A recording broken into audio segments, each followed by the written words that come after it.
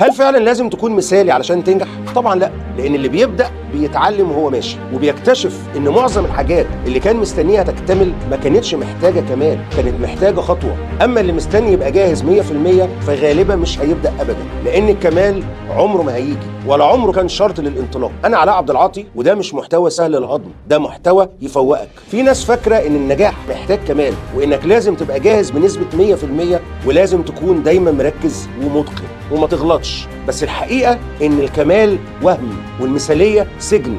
مفيش حد ناجح بدأ وهو كامل، ومفيش مشروع حقيقي اتبنى من أول مرة. اللي بينجح مش دايما الأكتر استعداد، اللي بينجح هو اللي بدأ حتى لو ناقص. اللي بينجح هو اللي اتكسف من شغله في الأول بس كمل. المثالية بتقولك استنى لما تبقى الأفضل، لكن الواقع بيقولك ابدأ من دلوقتي، ابدأ من دلوقتي واتطور وانت ماشي. أنا عن نفسي أحسن شغل عملته في حياتي هو اللي لقيت نفسي داخل فيه، وبدأت أطور نفسي أكتر وأكتر مع كل خطوة نجاح بتظهر فيه. الخلاصة مش لازم تكون مثالي، لازم تكون حقيقي، لازم تكون صادق مع نفسك وتتحرك وانت ناقص، مش تنتظر تبقى نسخة كاملة من وهم مش هيجي. ابدأ ناقص بس امشي ثابت، وافتكر اللي بيدور على الكمال غالبا مش هيلحق اي حاجه. ولو الفيديو ده حرك فيك حاجه، اوعى تطفي الشعور ده وتعمل سكرول. ابدأ دلوقتي حالا حتى لو بخطوه صغيره. بس قبل ما تقفل اكتب لي في الكومنت ايه الحاجه اللي قاعد مستني تبقى جاهز علشان تبدأها.